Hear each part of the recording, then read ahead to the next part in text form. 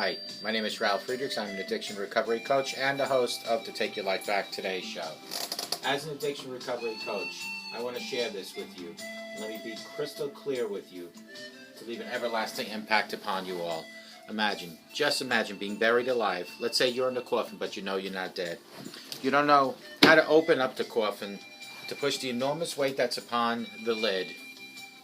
You just think you're going to die. So you start banging on the lid, hoping to unsettle the dirt that maybe someone on top might notice the dirt being unsettled and might start digging their way down to help you. This is what it's like to find yourself at the lowest point of alcohol and drug addiction. You know you need help. You know you can't do it on your own, but you don't know which way to turn. In reality, there are people probably standing by your grave, mourning the loss of your death. But you don't know that. You just think today is the day for you to die. But usually, folks, people don't think about death when they're habitually abusing drugs and alcohol. In order to feed an addiction, you have to be great at repressing the fear of death.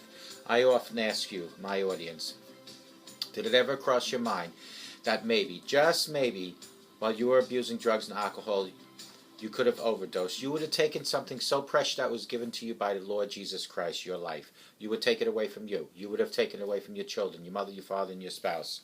With this, I leave you with one last thought. Don't be the person laying in the coffin, banging on the lid, hoping that somebody might hear him now. Instead, be the person that takes the bull by its horn. If you have issues like depression, low self-esteem, addiction from alcohol or drugs, be the person that reaches out. Call me at 844-405-HELP. Let me help you take your life back. There are people like Larry Geis from the Geis Academy at 516-458-2741. Larry Geis has over 30 years experience as a life coach, as an addiction recovery coach. He will help you from your addiction to your recovery. But what you need to do is get a hold of him.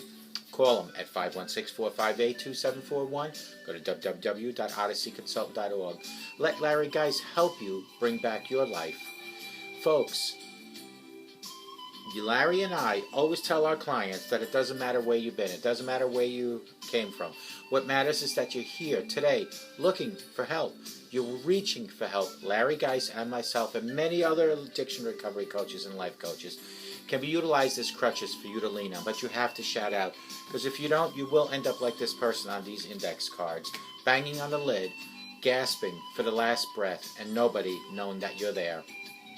Call Larry Geis at 516-458-2741. Let Larry Geis help you take your life back. If this video is blurry, it's not the quality of the video. It's your eyeglasses, folks. Go to www.globalayeglasses.com. Let them focus on saving you money. Let them focus on helping you focus. 1,200 frames, plastic, metal, half frame, full frame, no frame at all. They have progressive, no-line bifocals, transition, photochromatics. They have so many different types of lenses. They have coatings like UV coating, anti-reflecting coating, scratch coating. They have thinner lenses. They have shatterproof lenses. This is all available at globalayeglasses.com, and I have made a deal with Global Eyeglasses that anyone that calls me at 631-599-0218 to place an order for glasses online can get a code and my assistance. I have over 30 years experience in the optometry business. I will help you with picking the right frame, with picking the right lenses, with recommending what you need, not what you just want to spend money unnecessarily. Call me at 631-599-0218. Go to www.globalayeglasses.com. Let them focus on saving you money. Folks, 10 ways to cope with bad things when they happen.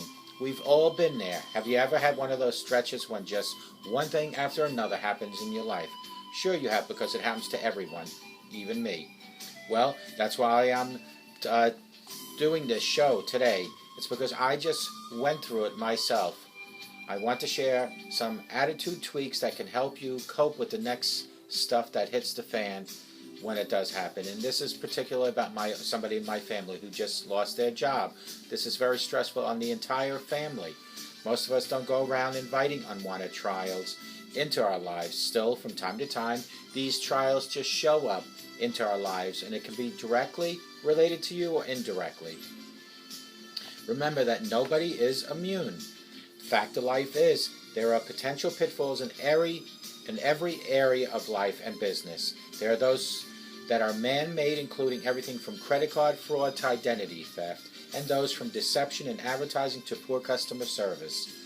Then there are those that are referred to as natural disasters like flooding, earthquakes, and hurricanes. Let's face it, sometimes bad things happen to good people, and sometimes bad things happen to everyone. When they do, it can easily turn your world upside down. But if we have the skills to cope with the unexpected challenges that we're going to discuss today, we can get through them without going crazy. 10 ways to cope with bad things when they happen. Number 1 is detach yourself emotionally. Most of the emotions that grow out of negative situations are negative emotions. When you refuse to be engaged emotionally, the situation becomes emotionally neutral. That means you can cope with it rationally instead of reacting to it emotionally. This also changes how the experience is recorded in your memory and your nervous system. Number 2, forget about asking why. You can ask why later. For now, focus on asking, what's the best way to cope with this particular challenge? Your mind loves to solve problems by asking, what's the best way to cope?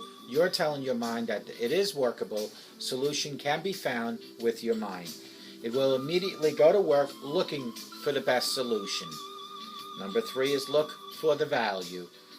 There's almost always some value in challenging situations. The more we train ourselves to see the value in every experience, the more resourceful we will be when those experiences are challenging and unexpected. The truth is that we grow from facing challenges more than we would without them. I know sometimes there are growing pains involved, but that's just tuition in school of life. Number 4 is ask for help. We can't always get ourselves out of any mess. Don't be afraid to ask for those who are more knowledgeable for help or direction. Most of the time they are glad to help us, at least to the point to pointing us to the right direction, something that this lady on these index cards in the beginning of the show didn't do. She didn't ask for help. Number 5 is, remember, it's temporary. One way or another, you will get through it. Every situation has a conclusion. Even if it's not the conclusion you want, or at least it will be over and you can start from there rewriting a new story. If you've had to rebuild some aspect of your life, you will probably do better and faster than you did last time because it is a learning experience. Number 6, as long as you're on the right, as long as you're at it, upgrade. If something in your life falls apart, turn it into an advantage in your life. One way to do this is by using your energy to upgrade rather than repair. Granted, this isn't always feasible, but when it is, it provides you with the opportunity to turn a setback into progress. So the end result will put you ahead of where you were, and it will mean that you actually benefited from the experience. Number 7, role play. This is an effective tactic for removing yourself emotionally from frustrated challenge. Pretend that you have been called in to handle the situation because of your calm and logical demeanor. The person facing the challenge needs someone who is cool, capable to cope with it, and that's why you are here.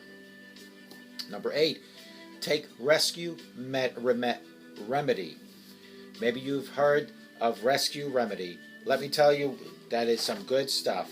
It's a flower remedy developed by Dr. Edward Bach. Flower remedies work on a very subtle level to help with a wide array of emotional issues. As you can tell from the name Rescue Remedy, it is to rescue you during periods of emotional stress. Number 9 is laugh your way through it. Sometimes things get so ridiculous that it's almost laughable. When that does happen, go ahead and laugh. When you laugh at a stressful situation, it provides a healthy outlet for your emotions. Laughter is a much better way to release that emotional stress than cope with the challenge and the anger. Last but not least is number 10. Don't take it personal. At times, it can feel that you have been singled out to receive more than your share of hardships. Everybody faces more than enough challenges. The universe has not conspired against you. Sometimes bad stuff just happens. Taking things personal just leads to excuses and blame, a whole host of other worthless thoughts and emotions. Don't even go there. Just learn to cope with it and move on. And in closing, learning to roll with the punches. I wish I could say that at some point in your personal development, bad things will never happen again, but I'd be lying, because bad things will happen over and over and over. It's how you deal with them, is how you rise above them. That would be nice, but I prefer to keep it real and honest. How you cope with the challenges you face says a lot about your emotional maturity and your true nature. The 10 ways to cope with bad things when they happen are: detach yourself emotionally. Most of the emotions that grow out of negative situations are negative emotions. Number 2 is forget about asking why. You can ask why later. For now, focus on asking what's the best way to solve this thing that just happened. Put your mind to work. Let your mind figure out the best way out of this. Number 3 is look for the value. There's almost always some value in challenging situations. The more we train ourselves to see the value in every experience, the more resourceful we will be. Ask yourself, what is this worth, this situation? Number 4 is ask for help. Don't be like that person laying in a coffin banging on the lid. Too late. Ask for help. We can't always get ourselves out of the mess, but you can ask for help. The person might not be able to help you directly, but maybe point you in the right direction. Remember, it's temporary. Number 5. One way or another, you will get through it. Every situation has a conclusion. Even if it's not the conclusion you wanted, at least it'll be over and you can start from there. Number 6, as long as you're right at it, upgrade. If something in your life falls apart, turn it into your advantage. One way to do this is by using your energy to upgrade rather than repair. Number 7 is role play. This is an effective tactic for removing yourself emotionally from frustrated challenge. Pretend that you have been called to handle a situation because you're calm and you have a logical demeanor. The person facing the challenge needs someone who is cool, capable to cope with it, and you are there to do that. Take the rescue remedy. Maybe you've never heard of the rescue remedy, but let me tell you, it's some good stuff. It's a flower remedy developed by Dr. Edward Bach. Flower remedies work on a very subtle level to help a wide area of emotional issues. As you can tell from the name, rescue remedy is there to rescue you during the periods of emotional stress. Number 9, laugh your way through it. Even if it's the worst thing that could have happened, when you laugh your way through it, you are releasing emotional stress. It's good for your mind and your heart. Laugh your way through it. Number 10, don't take it personal. At times you can feel like you have been singled out to receive more than your share of hardships. Everybody faces more than enough challenges in their lifetime. The universe has not conspired against you. Sometimes bad stuff just happens to good people as well as bad people.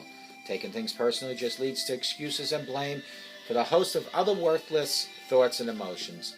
Don't even go there. Just learn to cope with it and move on. In closing, I wish I could say that at this point in your personal development, bad things will never happen again, but that would be a false prophecy. That would be nice, but I prefer to keep it realistically and real.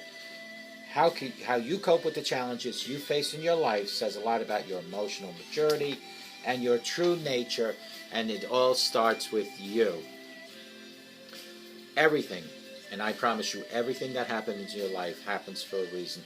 The Almighty God has already pre-planned your life. For my people in the audience that have listened to me for the last few years, you know that in 1981 I became a lay reader in the Marine Corps, which is more or less a person that is between the recruits and the chaplain, and it's to help people. Yet alcohol held me back from continuing that life.